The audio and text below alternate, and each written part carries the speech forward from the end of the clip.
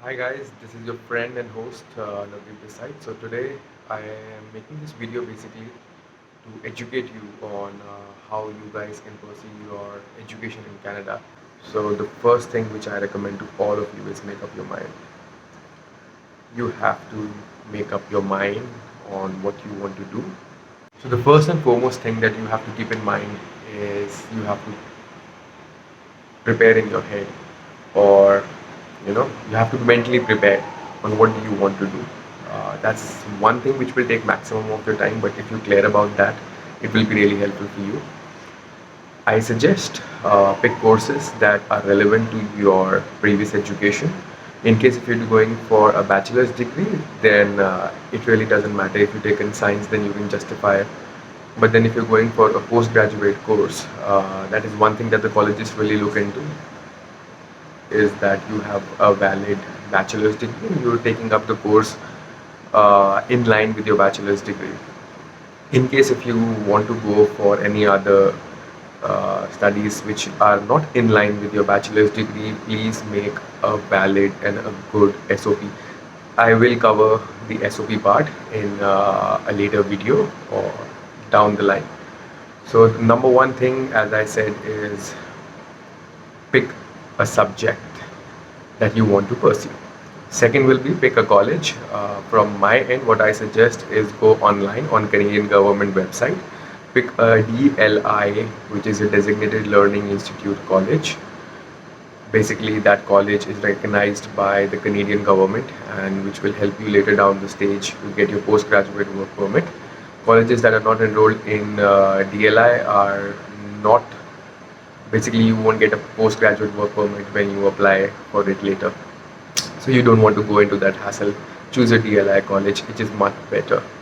Uh, Third thing would be you want to go for a college or you want to go for a university. Basically, universities are much more valued than a college, but then a college will also be fine. On the second hand, universities are a little bit expensive. Colleges are not that expensive. So depending on how much do you want to spend. Fourth thing would be your budget. You have to decide your budget, wherein how much spending power do you have.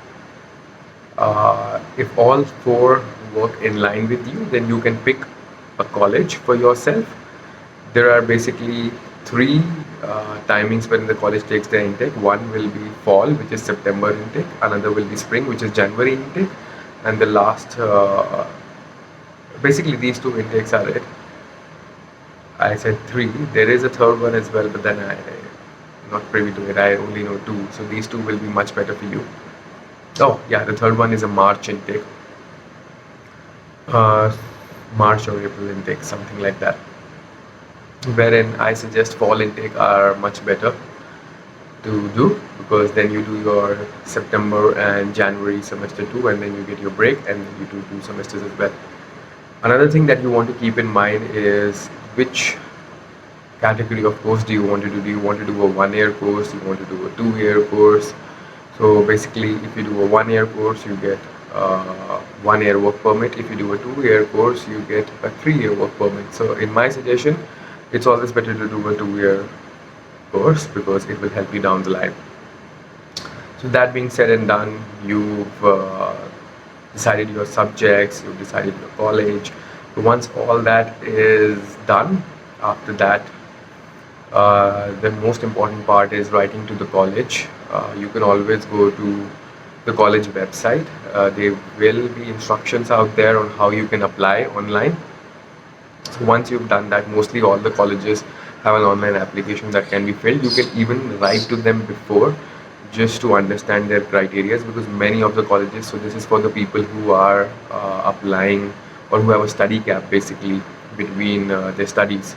So anyone who has a study gap for 3+ years, I suggest that you go online, you write to the college first and then only you apply, because I don't want you all to spend money on the application and then you get rejected.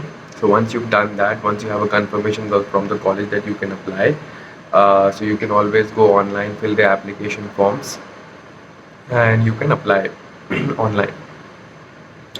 So most of the colleges have an online application fee of $100 to $150. which comes roughly to around about 6,500 rupees, Indian rupees, depending on what the exchange rate is going on.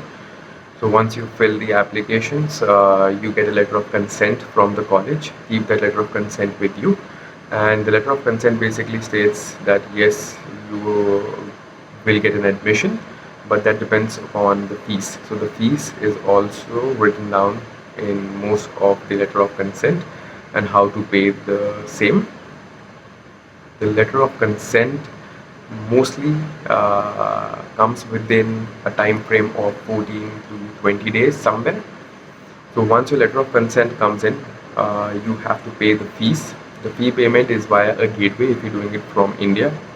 So now once you know your consent letter has come, you know the fees and all for the course. The other thing that you will do now is you will be applying for the college fees. So once you apply for the college fees, you will be getting your letter of uh, basically your admission letter for the college, which is also or basically an authorization letter saying that yes, you paid, you will get a payment receipt. So be very careful. So most of the time what you have to do while making a fee payment is you'll have to go down to the bank and then transfer your money, since it's a third party, or if you have a credit card with that much limit, that would be helpful. So once you've done the fee payment, you get your letter basically from the college. So now is the time to do GIC, which is Guaranteed Investment Declaration, if you're going via the SDS program or the Student Direct Stream. My suggestion to everyone is go via the SDS stream because it is much more easier, it takes less time, and it saves you all the hassle, and plus GIC is totally refundable. So even if you know tomorrow something, God forbid, if your visa doesn't come in, don't worry about the fees, it will come back. GIC will also come back, you can apply for a refund. The GIC is Guaranteed Investment Declaration, as I said, which is important. You have to declare your funds in Canadian, basically their country, saying that yes, you've done some investment which will be used towards your own funding. Basically they'll be giving the money back to you, but it'll be coming on a monthly basis. So the first time that you land to Canada, you'll be getting $2,000 and followed up by $675. So that's GIC basically. So you have to, the second part will be you have to do your GIC, which is mostly done via two banks primarily, which is Nova Scotia and ICICI Bank. My suggestion, go through Nova Scotia because it's everywhere in Canada, much more easier, saves you the hassle.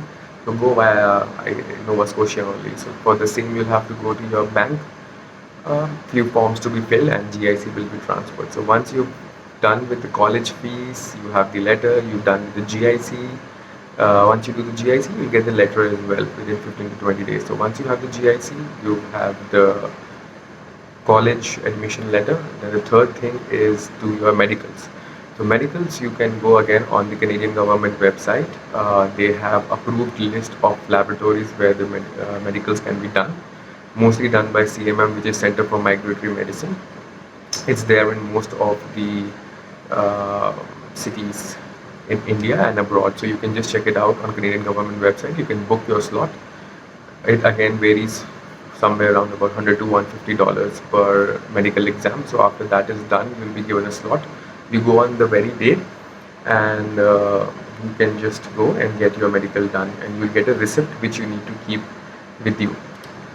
So now the three things have been done. You have your college letter, you have your GIC, you have your medical. So now is the time to apply for your visa application, which is the most primary important thing. So don't worry guys, I'll also be making individual videos on GIC and on your medicals and on visa application. So these basically were the primary things that you have to do. And visa application, you have to again go on Canadian government website. After that you have to create your GC key login. Basically you have to create an ID and you have to create a visa request. So it's a really simple process. All the documents are written out there. You just need to read and upload those basic documents. The documents that mostly are required will be all your certificates, that is your study certificates. In case if you've done your bachelor's, then your degrees. Apart from that, you need your financials, basically your GIC, your college admission letter, your payment letters, your medicals, your ITR, your parents' income tax returns. So these are the basic things that will be required.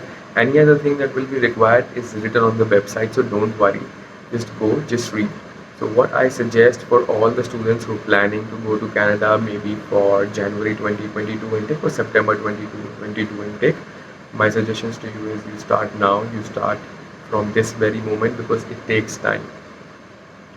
And it will take time, so it's better you start early. The better earlier you start, it saves you all the hassle in the end.